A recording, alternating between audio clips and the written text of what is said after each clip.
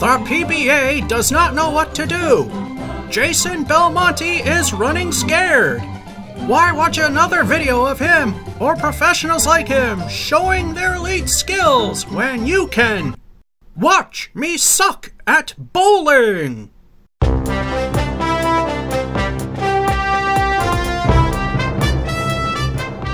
Welcome to the final edition of May 2018's Watch Me Suck at Bowling, coming from Playaway Lanes in Winchentucky, Massa, Kansas. The first few games wasn't so hot. We only got an 84-1, 96-2, a 112-3, and then a new high single of 160-4 to prove that he sucks at tenpin.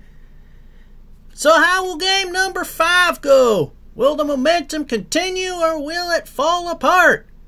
We'll find out after I tell you. Watch Me Suck at Bowling is proud to sponsor the hit Candlepin TV show King of the Palace.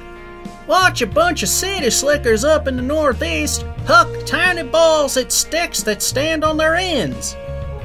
If you is wanting to see what it's all about, type in King of the Palace in the YouTube search bar.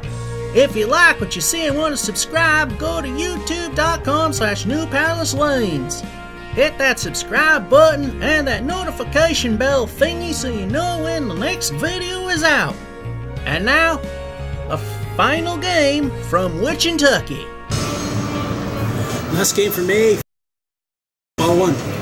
Due to this place playing music in the background, most of the audio unfortunately is muted except for the pinfall. There's the first ball, looking pretty good, and well, that's one way to start, with a strike.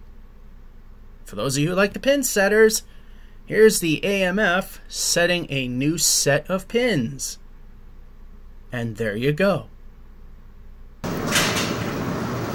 Frame 2, ball 1, El Stinko 1. What will they add up to? So far, we're continuing the hot streak from the high that we had in the previous game. Here she comes. And not looking too bad. And 8. And again, for those of you who like the pin setters, here's the AMF clearing away what little deadwood there is and replacing the 2 that have not been knocked down yet. And there you go. Ball 2. The relatively easy 5 and 9, and about 30 inches in which to get at least 1, and barely, leaving the 5 for 9. So far, not so bad. We got a strike in 1, and then a 9 and 2, which made the fill for the strike. 28. Let's keep it up. Frame 3, ball 1. Every frame's not going to be a mark, so hopefully things will still be on the up and up. Here comes the ball. Off to the right. Not too bad though. And 9. Ball 2. It appears the 2 pin is all by itself. So about 20 inches will get it. There's the ball. The 20 inches aren't on that side of the lane though. So that's 9. Frame 4, ball 1. That's 2 frames in a row so far without a mark. Are we back to normal, or is this the great collapse? Here's the first ball way to the side. Managed to get 7. Ball 2. The 1, 2, and 8. Very narrow 7. About 30 inches could do it, and yet again not finding the wide spot that was needed. 7. Is it bad luck, or is it the great collapse on its way? 9 and 3, 7 and 4, 3 frames in a row without a mark. 44. Frame 5, ball 1. We had a great game last time. Is this going to be the big crash which usually happens? Yeah, what I just said.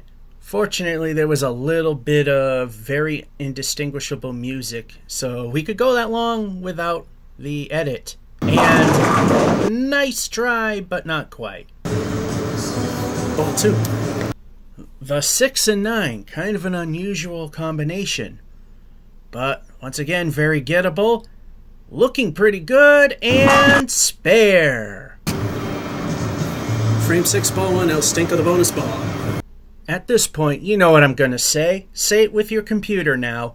What will the bonus be? Let's find out. Going down the lane, pretty good, and 8. Not too bad. Another makeable spare. Ball 2. Yet another makeable spare, the 5 and 8. Can we get 2 in a row? Here comes the ball. Not looking too bad. Looking like another spare. It looks like it's going to be another below average game, but not by much. We've averted the great collapse with a pair of spares.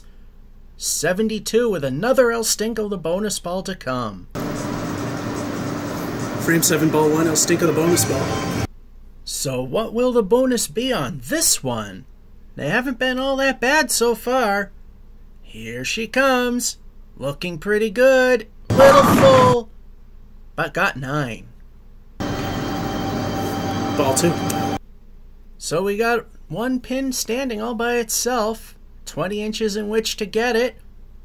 And the ball travels where those 20 inches aren't. So it's the 9. Frame 8, ball 1. If we can mark on these last few frames, we can string together an average score. Here comes ball 1, and it's off to the right. And we left what we call in Candlepin the Caleri left. Ball 2. Unlike Candlepin, this is a fairly gettable spare. So how will it go? Here she comes. Not looking too bad. And spare. We're going to need some serious marks and heavy-duty fills to hit average ability. Nonetheless, we've got a 9 and 7 and a spare and 8. So far, we're at 100. Frame 9, ball 1. 2 frames left, and we need at least 40 points to be within the realm of average ability for 10-pin players. Here comes the first ball. Not looking too bad, and it went a little left. 7. Ball 2. We will need to make this mark, otherwise we're gonna almost need a full turkey in order to do it. There she goes, way to the side, and it's an 8. Last frame, last game, ball 1. No crash. We will almost need a full turkey in order to do this. We can afford a few pins at the end to not fall. There's the first ball, it's off to the side, and wow. Wow! Backdoor strike. Who saw that one coming? 1 down, at least 1 more, and a healthy third ball to go. Nice backdoor strike, El Stinko 1. Average ability is still possible, but we must get a strike. Nothing else will do. There goes the ball. It's off to the side, and we failed. El Stinko 2. This may be a below average game, but it's not ending in a whimper. Still though, 3 more points just to make things look a bit better. There goes the ball, and we got him. 10. We failed to hit average, but we did not end in a whimper. For me, it was a pretty good score. Anyways, last 2 frames, we got an 8 and 9, and a strike with a 10 fill and 10 for a total of 135. Not a bad way to wrap it up. That will conclude this month's series of Watch Me Suck at Bowling from Playaway Lanes in Winchendon, Massachusetts. Next month, for June 2018's edition of Watch Me Suck at Bowling, it's back to Candlepin, and we go to Exeter Lanes in Exeter, New Hampshire. This is George F551 saying hope you enjoyed, and have a good one.